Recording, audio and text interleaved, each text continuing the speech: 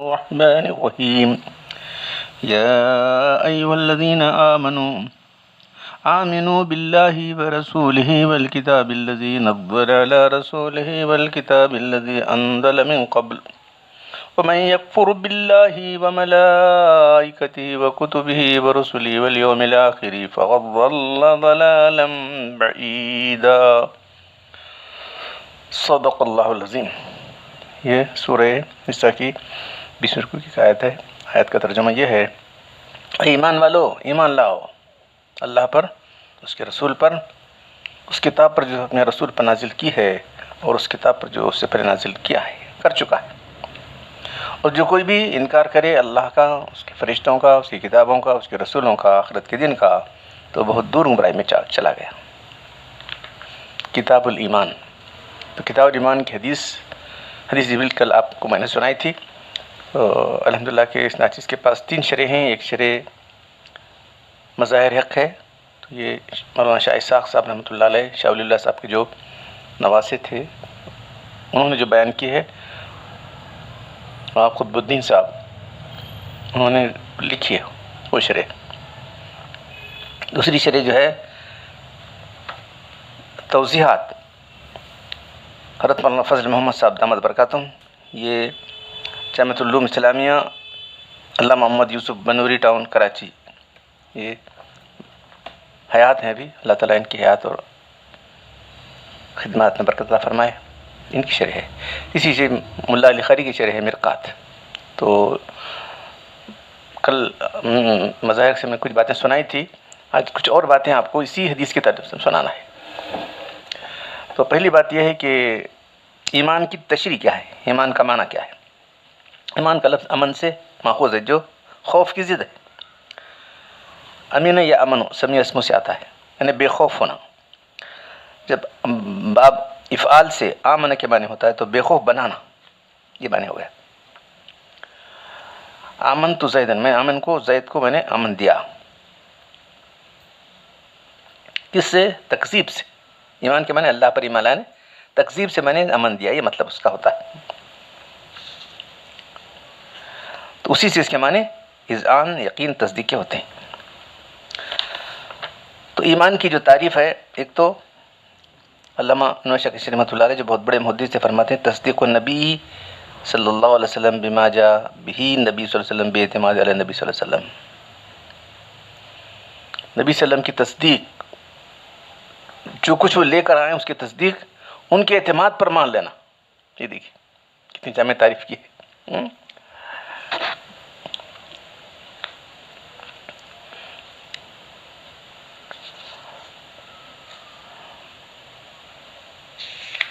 تو کفر کیا ہے؟ تکذیب النبی بما فی شیء مما جاء بہ، اس کسی جو ہے کفر کیا ہے؟ اس چیز کی تکذیب کرنا جو کچھ اللہ کے رسول لے کر آئے ہیں۔ تو جیسا آپ جانتے ہیں کہ مختلف فرقے ہیں، تو ہر ایک نے اپنے اللہ انداز سے تعریف، ایمان کی تعریف کی ہے۔ ایک جو ہے مذہب ہے معتزلہ، الایمان، ان کی معتزلہ کے نزدیک ایمان کی تعریف کیا ہے؟ یہ باطل فرقے ہیں۔ پہلا تو ہمیں بعض لوگ جو ہے کتابیں پڑھتے ہیں، معلوم نہیں ہوتا کسی کتابیں پڑھ رہے ہیں، یا آدمی کس سے متاثر ہے، وہ کن خیالات سے متاثر ہے، یہ بھی کہنا کتاب لکھنے والا کس خیالات سے متاثر ہے، کچھ تو بیان کرے گا تو ہم متاثر ہو جاتے ہیں ہم لوگ۔ تو معتزلہ کا مذہب کیا ہے؟ الایمان و تصدیق بالجنان و اقرار باللسان والعمل بالارکان۔ ایمان جو ہے تصدیق، دل سے تصدیق کرنا، زبان سے اقرار کرنا، اور اپنے اعضاء سے عمل کرنا، یہ ہے۔ ومن ارتکب الکبیر فہو خارج من الاسلام، جو کبیرہ گناہ کرنے والا ہے وہ اسلام سے خارج ہے۔ غیر داخل فی الکفر، لیکن کفر میں داخل نہیں ہوا، ابھی وہ کفر میں بھی داخل نہیں ہوا۔ تو ان کے نزدیک ایک جو ہے ایک مقام ہے، کفر اور ایمان کے درمیان ایک مقام ہے، وہاں رہے گا وہ۔ دیکھیے اسی تعریف میں لوگوں کی وَعِنْدَهُ مَنزِلَةٌ بَيْنَ الْمَنزِلَتَيْنِ فِي النَّارِ كَمَا فِي الْإِيمَانِ وَالْكُفْرِ مَنزِلَتَيْنِ بَيْنَ الْمَنزِلَتَيْنِ۔ خوارج ایک دوسرا فرقہ ہے، یہ بھی باطل فرقہ ہے۔ الایمان بالتصدیق بالجنان والاقرار باللسان والعمل بالارکان وَيَخْرُجُ بِالْكَبِيرَةِ مِنَ الْإِسْلَامِ وَيَدْخُلُ فِي الْكُفْرِ فَهُوَ کافر. ایمان اپنے دل سے تصدیق کرنے کا نام ہے، اور زبان سے اقرار کرنے کا، اور عمل سے عمل کا، اور اپنے اعضاء سے عمل کرنے کا نام ہے. جس شخص میں کفر کا جس نے جو ہے کبیرہ گناہ کا ارتکاب کیا تو وہ اسلام سے خارج ہو گیا اور کفر میں داخل ہو گیا. یہ بھی گمراہ فرقہ ہے. تو سب سے بڑی گمراہی کی دلیل یہ ہے کہ جو ہے اللہ نے فرمایا شفاعتی لأہل الکبائر، کبیرہ گناہ والی میری شفاعت ہے. گمراہ لوگوں کی کیسے ہوتی ہے اللہ کے رسول کے لیے؟ صاحب ایمان ہے کہ نہیں؟ گناہ کبیرہ کیا ہے ہم مانتے ہیں. جو حدیثوں میں آیا ہے واللہ لا یؤمن واللہ لا یؤمن واللہ، اللہ کے کون؟ خدا کی قسم وہ ایماندار نہیں، خدا کی قسم وہ ایماندار نہیں، خدا کی قسم وہ ایمان والا نہیں ہے. تو اللہ کون یار؟ اللہ کے رسول صلی اللہ علیہ وسلم. تو آپ صلی اللہ علیہ وسلم نے فرمایا جس کے پڑوسی اس کی اذیتوں سے محفوظ نہیں ہے. تو گناہ کبیرہ کر رہا ہے، ایمان سے خارج نہیں ہوا تو کامل ایماندار نہیں، یہ مطلب ہے. تو انہوں نے اس طرح سے اس کا مطلب بیان کیا. اب ایک فرقہ جہمیہ، الایمان ہو معرفت القلب فقط، وہ صرف قلبی معرفت کافی ہے، نہ زبان سے اقرار کرنے کی ضرورت ہے نہ عمل کی ضرورت ہے. یہ بھی گمراہ فرقہ ہے. یہ تو جو ہے یہود ایسا تھے، یعرفون کما یعرفون ابناءہم. اللہ تعالیٰ فرما رہی ہے تو اللہ کے لوگ ایسا پہچانتے ہیں جس طرح کوئی اپنے بیٹوں کو پہچانتا ہے. اس کے بعد بھی جو ہے یہ لوگ بھی گمراہ فرقہ ہیں. مرجیہ کہتے ہیں کہ تم ایمان ایک بار اقرار کرو، جو چاہے گناہ کرو، کچھ بھی فرق تم کو، کچھ بھی جو ہے تمہارا ایمان جو ہے کچھ بھی نہیں ہوا. الایمان ہو تصدیق فقط، صرف تصدیق کرنا ہے. لا تزر مع الایمان معصیۃ کما لا تنفو مع الکفر طاعۃ. ایمان صرف تصدیق کرنے کا نام ہے. تعریف اتنی ہے کہ اب آگے تعریف کی روشنی میں کہتے ہیں کہ ایمان کے ساتھ کوئی معصیت، کوئی نافرمانی نقصان نہیں کر سکتی، جیسا کفر کے ساتھ کوئی اطاعت کام نہیں دیتی. یہ مذہب باطل ہے. پانچواں مذہب ہے کرامیہ کا. الایمان اقرار باللسان فقط، صرف زبان سے اقرار کرو، دل میں ہو نہ ہو. یہ تعریف بھی غلط ہے. تو منافق نہیں سے تھے. تو اللہ تعالیٰ فرما رہے ہیں وَمِنَ النَّاسِ مَن يَقُولُ آمَنَّا بِاللَّهِ وَبِالْيَوْمِ الْآخِرِ وَمَا هُم بِمُؤْمِنِينَ. زبان سے تو اقرار کرتے تھے نہیں. سورہ بقرہ کی دوسرے رکوع کی آیت ہے. لوگوں میں سے بعض ایسے ہیں جو کہتے ہیں ہم اللہ پر ایمان لائے، آخرت پر ایمان لائے. اللہ تعالیٰ کہہ رہے ہیں کہ وہ ہرگز ایمان والے، دل میں ایمان نہیں. صرف اقرار لسانی کافی ہوتا تو اللہ تعالیٰ ان کو کافی نہ قرار دیتے تھے. یہ لوگ محمد بن کرام کے پیروکار ہیں. اب مذہب احناف اور ہمارے محدثین. اہل باطل کے 5 مذاہب کے بعد 2 مذہب اہل حق کے ہیں. چھٹا مذہب جو ہے حضرت امام ابو حنیفہ رحمۃ اللہ علیہ فرماتے ہیں الایمان ہو تصدیق بالجنان، اور اس کا نتیجہ والعمل بالارکان والاقرار باللسان شرطان لا شطران للایمان. ہاں یہ ہے بہت بیلنس انداز سے فرمایا گیا. ایمان دل سے تصدیق کرنا ہے، اور عمل بالارکان ہے، اور اقرار باللسان کیا ہے. دونوں دو شرطیں ہیں، مگر ایمان کے لیے شطر جز نہیں. شطر کے معنی جز. الطہور شطر الایمان، باقی آدھا ایمان کا حصہ، ایمان کا حصہ نہیں. یہاں جو ہے کیا ہے شرط ہے. شرطانی لا شطرانی، ایمان کے لیے شرط ضرور نہیں. اس مذہب کے مطابق ایمان تصدیق قلبی امر بسیط کا نام ہے. محدثین کے نزدیک جو ہے الایمان ہو تصدیق بالجنان واقرار باللسان عمل بالارکان. محدثین شوافی مالکیہ حنبلہ کہتے ہیں. تو یہ صرف جو ہے فرق یہ ہے کہ ہم لوگ کیا کہتے ہیں، یہ شرط ہیں، وہ اس کو جز مانتے ہیں. بس اتنا ہی فرق، کچھ بھی نہیں. نتیجہ چاروں ایمان کا نتیجہ ایک ہی ہے. مندرجہ بالا بحث ذرا آپ کو سنانے کے لیے کہ اس ایمان کی اتنی لمبی بحث ہے تو یہ سمجھ لیں کہ باطل کے 5 مذاہب کے ساتھ اہل حق کا تعریف ایمان میں اور تفصیل و تحقیق میں اختلاف حقیقی اور معنوی ہے. باطل کے ساتھ جو ہے، باطل جو فرقے ہیں ان کے ساتھ اور ہمارا جو ہے یہ بنیادی اختلاف، جس پر ایسے نتائج مرتب ہوتے ہیں جس کے درمیان بڑا فاصلہ ہے. اہل حق کے درمیان جو اختلاف ہے یہ معنوی ہے، حقیقی نہیں بلکہ لفظی ہے، اس کا مرجع ایک ہی.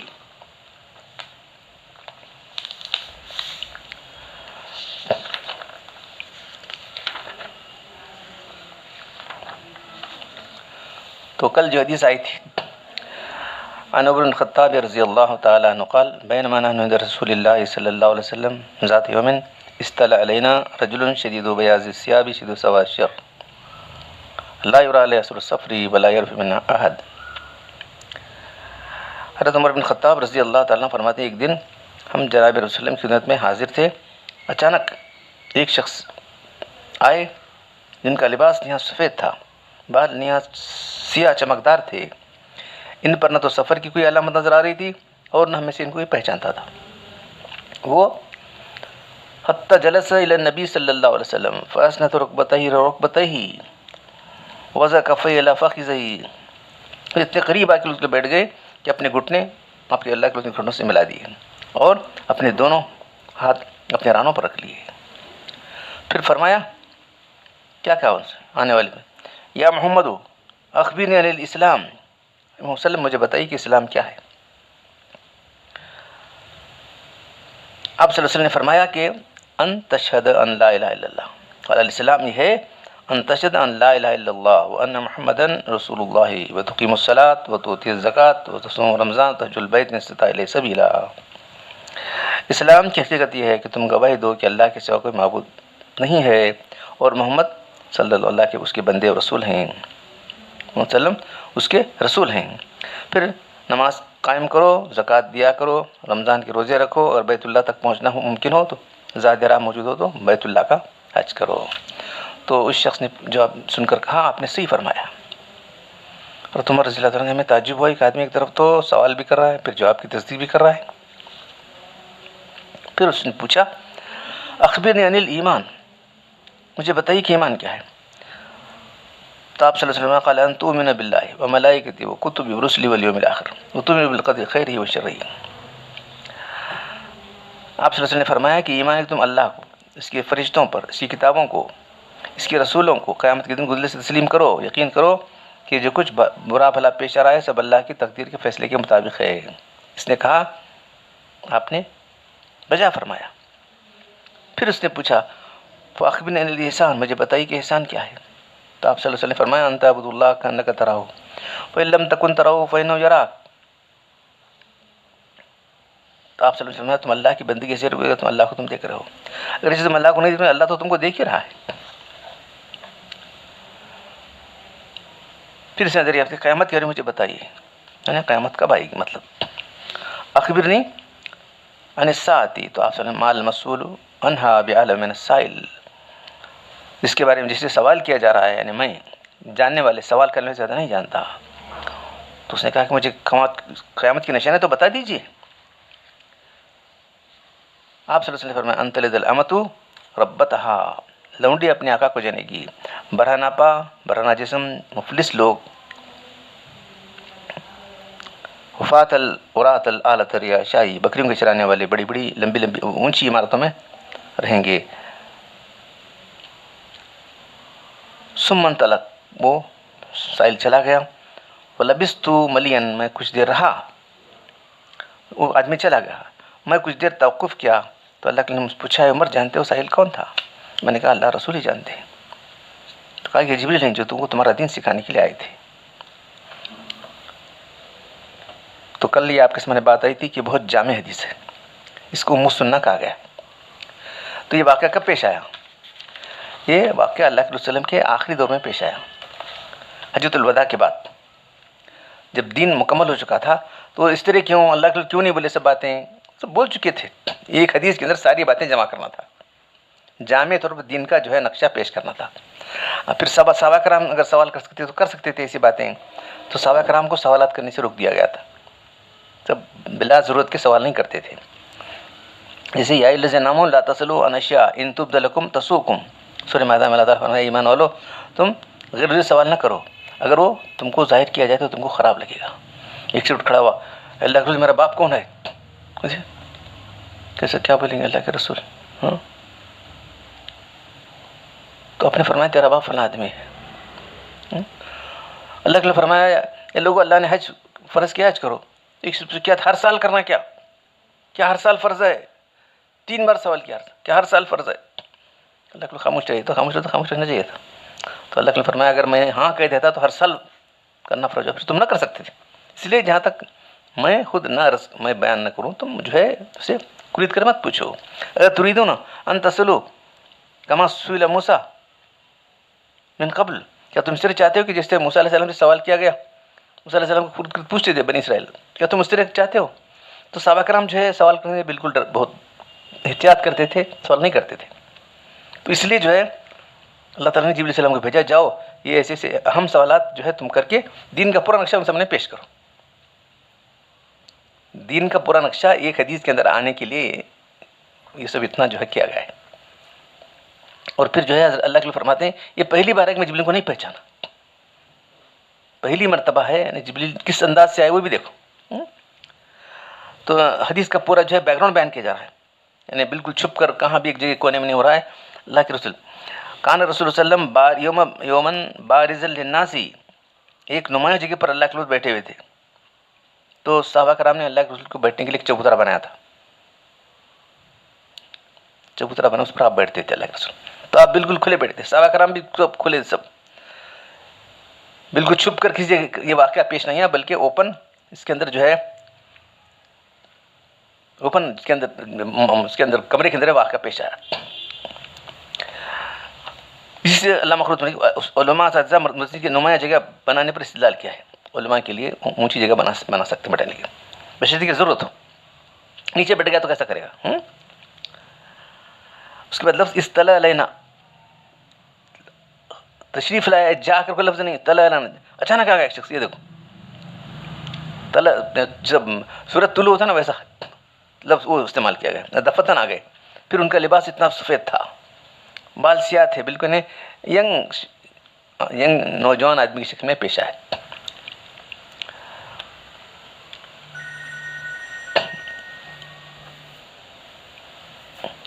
جبریل علیہ السلام نورانی فرشتے ہیں.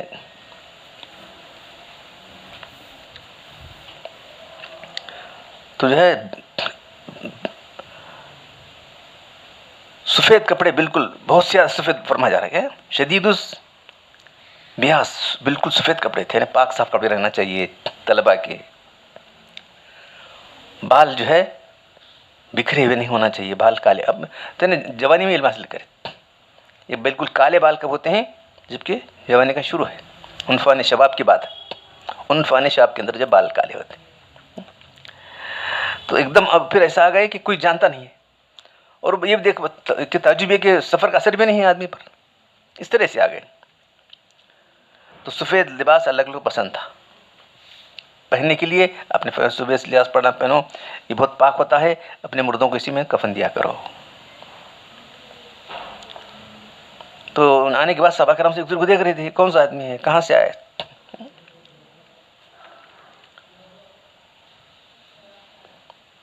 تو یہ سب اس لیے جو ہے کہ یہ باتیں ذہن نشین کرانا تھا. سب جو مجلس میں بیٹھے تھے صحابہ کرام کے، سب باتیں ذہن نشین کرانے کے لیے اچانک ایک شخص آیا اور یہ حالت ان کی تھی. پھر بیٹھے کیسے؟ اللہ کے لیے بخیر بیٹھے، دور نہیں بیٹھے. تو طالب علم کو جو ہے بہت قریب بیٹھنا چاہیے استاد کے، ادب استاد کا ملوز رکھنا چاہیے. یہ سب باتیں اس میں آ رہی ہیں.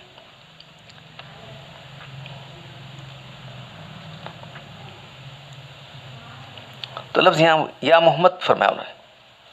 یا محمد تو صرف اللہ تعالیٰ نے یا محمد فرمایا ہے، ورنہ اکثر یا رسول اللہ یا نبی اللہ. تو یہ تو فرشتے ہیں، ان کو جو ہے کوئی پابندی نہیں ہے. انہوں نے جو ہے یا محمد فرمایا، ان کو مکلف نہیں کرا سکتے. محمد کے معنی تعریف کیا گیا ہوا، یعنی بے انتہا تعریف، جس کی بے انتہا تعریف کی گئی، یہ ہے اس کے معنی. اب تعجب ہے، ایک بریلی والے نے مشکات میں لکھا ہے کہ اب حضور کو یا محمد کر پکارنا حرام ہے. یہ دیکھیے کیسا حرام ہو سکتا، کیا ہے. تو یہاں جو پوچھ رہے ہیں، سوال پوچھنے کا مطلب جو ہے اخبرنی علی الاسلام. اسلام کے معنی نہیں پوچھ رہے ہیں، اسلام کا معنی اور مفہوم کیا ہے. اسلام کے معنی کیا ہے؟ اپنے آپ کو سرنڈر کرنا، انقیاد. سلم یسلم اسلم اسلام، اپنے آپ کو پوری طرح جھکا دینا. تو معنی نہیں پوچھ رہے ہیں اس کا، بلکہ اس کا مفہوم کیا ہے اسلام کا. اسلام کس چیز کا نام ہے؟ تو آپ اللہ کو بتا کہ اسلام جو ہے اس بات کی گواہی دینا، شہادتین کی گواہی دینا، اللہ ایک ہے، محمد صلی اللہ علیہ وسلم اس کے رسول ہیں، اللہ کی وحدانیت کی اور وسلم کی جانا. تو یہی دین کی بنیاد ہے، فاؤنڈیشن. تو یہ مرکزی جو ہے یہ ستون ہے، لا الہ الا اللہ محمد رسول اللہ، بس یہاں ہوگا. اس پر پورا خیمہ ٹھہرنے والا ہے اسلام کا. چاروں طرف 4 خیمے ہیں، نماز، روزہ، حج، زکوٰۃ.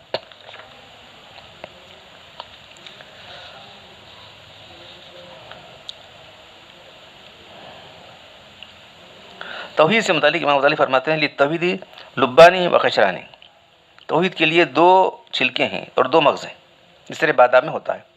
اقرار باللسان توحید کے اوپر کا چھلکا ہے، اور اعتقاد بالقلب دوسرا چھلکا ہے. جس طرح بادام کی گٹلی پر ایک چھلکا ہوتا ہے، پھر خود گٹلی پر دوسرا چھلکا ہوتا ہے، اور پھر لب ہوتا ہے. توحید کا لب تو ایک انسان کائنات کے تمام اشیاء کو ایک اللہ کی تخلیق مانے، اور یہ جانے کہ سب کا رابطہ اللہ تعالیٰ سے ہے جو سب کا فاعل مختار ہے، اور پھر تمام اسباب کو ان کے مسببات سے جڑا ہوا مانے. اس کے بعد لب اللباب وہ یہ ہے کہ انسان کی نظر کائنات میں صرف اللہ ایک پر ہے، دیر کوئی نظر نہ آئے. یہی وحدہ لا شریک لہ کے مراقبے میں مستغرق ہو جائے. تو قشر اور قشر القشر اور لب اللباب، یہ 4 چیزیں توحید میں. لا الہ الا اللہ کا مفہوم یہ بیان کیا ہے. دیکھیے نہیں کوئی معبود اللہ کے سوا، محمد صلی اللہ علیہ وسلم اس کے رسول ہیں. تو 4 ارکان اسلام کی، اس پر پورا اسلام کی عمارت ٹھہری ہوئی ہے. تو اسلام کو عمارت سے تعمیر دی گئی. اس کے بعد ایمانیات.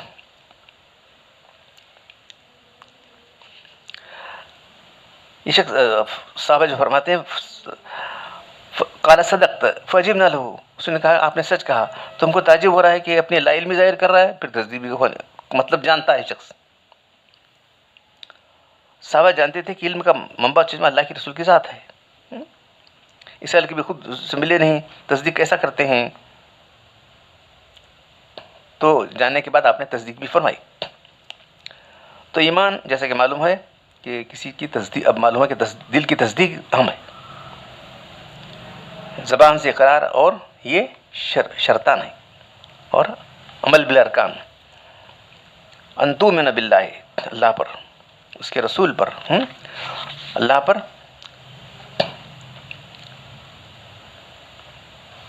اس کے فرشتوں پر. اللہ کے بعد فرشتے، کیونکہ فرشتے واسطہ رہتے ہیں رسولوں کے درمیان اور انسانوں کی. ساری کائنات کے جو کام کون کر رہے ہیں؟ فرشتے کر رہے ہیں. ایک نورانی مخلوق ہیں، اللہ نے اس طرح پیدا کیا ہے کہ وہ کوئی نفسانی کام نہیں کر سکتے. فرشتے جو ہے لا یعصون اللہ ما امرهم ویفعلون ما یؤمرون، کوئی اللہ کی نافرمانی نہیں کرتے. تو 4 بڑے بڑے فرشتے ہیں، جبریل، میکائیل، اسرافیل. ہر ایک کام پر ایک بڑا بڑا ڈپارٹمنٹ ہے ان کا. اسرافیل علیہ السلام جو ہے سور پھونکنے پر متعین ہیں، سور منہ میں رکھے ہوئے بیٹھے ہوئے. کب اللہ کو حکم ہوتا ہے پھونکیں سور؟ یہ دیکھو اسرافیل علیہ السلام لوگوں کی روحیں قبض کرنے کے لیے. اسرافیل علیہ السلام جو ہے بارش پر، ہواؤں پر ہے. جبریل علیہ السلام انبیاء کرام تک جو ہے اپنے پیغام لانے کے لیے. تو 4 بڑے بڑے فرشتے، ہزاروں کی تعداد میں، ہزاروں کے لاکھوں کی تعداد میں فرشتے. تو اس لیے فرشتوں پر ایمان لانا. وہ کتب ہی، تو کل بات آئی تھی 400 صحیفے اور 4 کتابیں. 4 کتابیں تورات، انجیل اور زبور اور قرآن. تورات کون زبان میں تھی؟ عبرانی زبان میں تھی، موسیٰ علیہ السلام پر نازل ہوئی تھی. انجیل اسرائیلی زبان پر عیسیٰ علیہ السلام پر نازل ہوئی. انجیل جو ہے سریانی زبان میں عیسیٰ علیہ السلام پر نازل ہوئی. قرآن جو ہے محمد صلی اللہ علیہ وسلم پر عربی زبان نازل ہوا. اور زبور جو ہے یونانی زبان میں داؤد علیہ السلام پر نازل ہوئی. ہر ایک کی زبان الگ الگ ہے. اب کوئی کتاب اپنی اصلی شکل میں نہیں ہے، صرف قرآن ہی ہے. اور پھر وَتُؤْمِنُ بِالْقَدْرِ خَيْرِهِ وَشَرِّهِ، دنیا میں جو کچھ ہو رہا ہے یہ اللہ تعالیٰ کے اندازے کے مطابق ہو رہا ہے، وہ غلط نہیں ہوتا، اور جو کچھ ہو رہا ہے وہ بہتر ہی ہو رہا ہے. تو احسان کے معنی حسن سے نکلا ہے، اس کے معنی کسی کام کو بہتر سے بہتر کرنا. تو کل جو ہے آپ کے سامنے بات آئی تھی کہ اس طرح عبادت کرے بندہ گویا کہ اللہ کو دیکھ رہا ہے. اللہ کو دیکھ تو نہیں سکتا لیکن اللہ تو اسے دیکھ رہا ہے. تو اس کے بعد پھر جو ہے انہوں نے پوچھا قیامت، مجھے قیامت کی بتائیے. قیامت کی بات بتانے کا مطلب قیامت کب آئے گی؟ تو قیامت کب آئے گی اس کا علم اللہ کے سوا کسی کو نہیں. قیامت جو ہے کب آئے گی، اس کا جو ہے ان اللہ عنده علم الساعة وینزل الغیظ، ان اللہ عنده علم الساعة، اللہ کے پاس ہے قیامت کا علم کب آنے والی ہے، ینزل الغیظ وہی بارش نازل ہے کہ بارش اتنا زوردار جو ہے ابر آتا بارش چلی آتی نہیں، کچھ بھی نہیں تھا بارش ایک برسہ چلی جاتی ہے، لوگ بولتے ہیں کچھ نہیں تھا آ کے ایک دم دن دن دن بارش آ جاتی ہے، اتنا زور کا بادل آتا ہے، گھنا بادل چلا جاتا ہے، یہ قطر بھی برسنے تو اللہ کے منہ سے برستا ہے، معلوم ہے اللہ کے منہ سے نہیں برستا بارش، ذرا آپ دیکھیے جو بارش ہوتی رہتی ہے، بارش بے موسم کی بارش خوب زوردار ہو جاتی ہے، کبھی بارش کے موسم میں بارش نہیں ہوتی، صرف بارش پر آدمی غور کرے تو معلوم ہوتی ہے سب انسان اللہ کے حکم میں اور چل رہا ہے، نزول الغیث یعنی اللہ کے حکم سے بارش ہوتی ہے، وَيَعْلَمُ مَا فِي الْأَرْحَامِ کیا ماں کی پیٹوں میں اللہ ہی جاننے والا ہے، وَمَا تَدْرِي نَفْسٌ مَاذَا تَكْسِبُ غَدًا کوئی نہیں جانتا کل کیا کم کرنے والا ہے، کل کیا کمائی کرنے والا ہے، معلوم ہی نہیں انسان، اور کوئی نہیں جانتا کہ وہ کہاں مرنے والا ہے، ان اللہ علیم خبیر اللہ سب کچھ جاننے والے، یہ 5 چیزیں۔ تو اللہ کے رسول نے یہ آیت تلاوت کی، دوسری حدیث میں ہے کہ آیت تلاوت کی اور بتایا کہ جو ہے اس کے سوا اللہ کے سوا کوئی جاننے والا نہیں ہے، لا یعلم الا اللہ، تو قیامت کا علم۔ تو انہوں نے پوچھا قیامت کی نشانیاں کیا ہیں، تو 2 نشانیاں بیان کی، ایک تو یہ کہ جو ہے ان تلد الامۃ ربتہا، لونڈی اپنی آقا کو جانے گی، تو سلوک جیسا ہونا چاہیے تھا ایک عورت کا سلوک اپنے آقا سے کیسا ہونا چاہیے، اس کا معاملہ الٹا ہو گیا ہے۔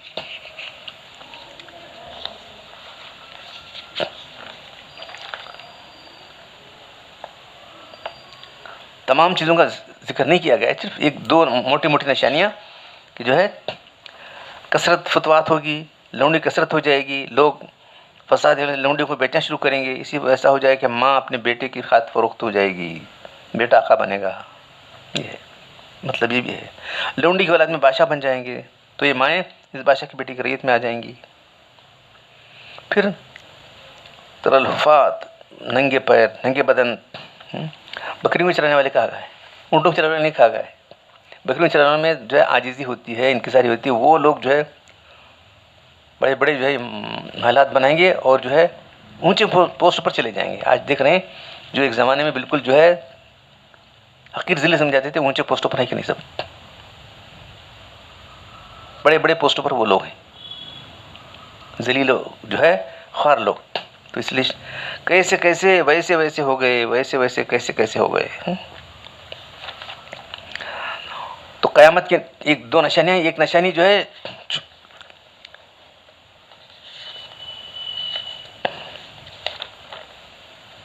علامت صغرات، علامت کبریٰ، تو اللہ کے رسول فرماتے قیامت کی نشانی میں ہوں، میرے بعد قیامت آئے گی، آپ 2 انگلی دکھا کرتے تھے، آپ اپنی انگوش اشارہ دوسری انگلی دیکھو اب قیامت اور میں اس طرح آئے، جب میں آیا اس کے بعد قیامت آئے گی، تو اس کے بعد سے قیامت کا سلسلہ شروع ہوا، اور اصل جو بڑی نشانیاں کب سے شروع ہوں گی، ظہور مہدی اور خروج دجال، نزول عیسیٰ اور خروج یاجوج ماجوج سے لے کے سب بڑی نشانیاں ہیں، اور جو ہے سورج کا مغرب سے نکلنا، دابت الارض، سب چیزیں ہیں وہ جو بڑی نشانیاں ہیں۔ تو اس حدیث کے اندر جو ہے یہ سب باتیں جو ہے ایک حدیث کے اندر جامع طور پر آئی ہیں، اس لیے اس کو مسنہ کہتے ہیں۔